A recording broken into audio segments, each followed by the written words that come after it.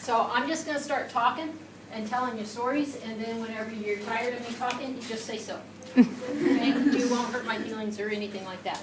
But it's my understanding, as Ms. Rickert said, that you're talking about human rights violations around the world, specifically around genocide, armed conflict, women's rights, child labor, poverty, environmental abuses, and modern slavery.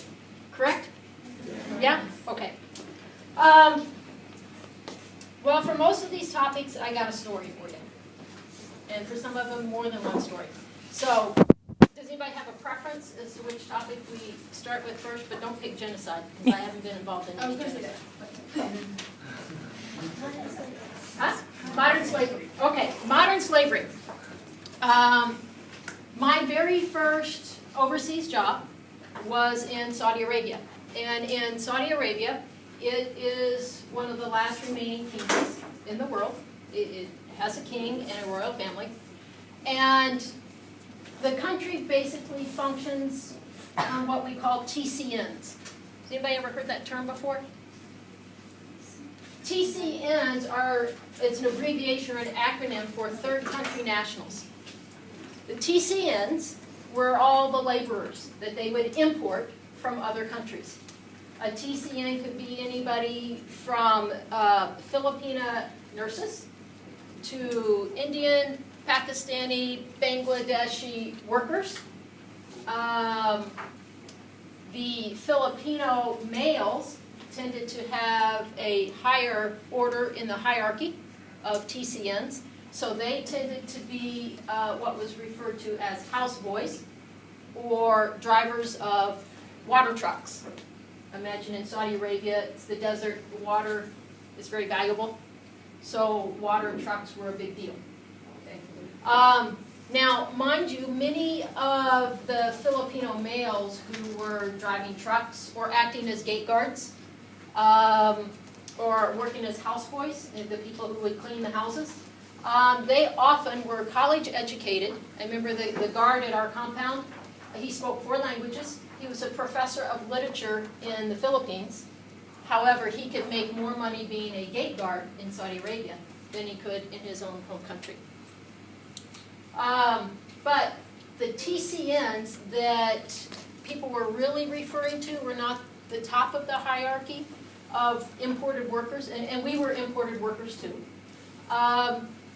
The Bangladeshis, the Pakistani, the Indian workers, the ones who were outside working, who were doing all the road work, construction work, all that kind of stuff. Those were referred to as the TCNs.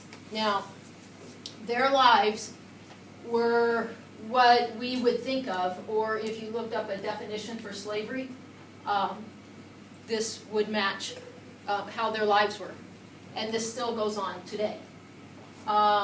They were often brought in, and when you go into Saudi Arabia, your passport is taken away from you. You don't have access to it all the time. So these workers would come in, and oftentimes they were very uneducated. And they were from poor families, which is why they were going overseas. And oftentimes many of them would be sent overseas to work by their whole village. The whole village would get money together, and they would have to pay to go work. And then they would send their money back to the village to help support everybody there. They were housed in what we would think of as like a big dormitory, but it kind of reminds me of when you study the Holocaust in Nazi Germany and you see the concentration camps and you see the beds that are one on top of the other. That's the way their housing was. It was just one bed on top of the other. They were provided meals, but they would get 1 tin of usually rice, maybe some bread, some water. That's what they would get as their meals. And there, because again, it's the desert, it gets hot. The rule was if it ever hit 50 Celsius, then they did not have to work that day. Do you think it ever actually hit 50 Celsius? No. It would be 49. It would be 47 or 48. But the government would never report it as 50, even if it was 50. the government would never report it as 50. And so there they would be, out there, in, hotter than this, and it's not humid, but it's like oven hot. So it's still really, really hot. I'm sure you've seen pictures of it all covered up, trying to keep the sun off of them, and you would think that why would you cover up so much, because you were just going to be so much hotter. But they're also trying to keep their body moisture in, rather than it evaporating right away in that kind of heat, that when you sweat, it just evaporates so quickly, it dehydrates you even faster. So that's why they cover up and everything like that. So to us, that was kind of a modern form of slavery. And every morning and every evening, and they would work 15, 16 hours straight without any breaks. You would see them being picked up and taken home. They're just looking dog-tired. There were also many Sri Lankan women and Indian women who were there who would work as maids and nannies.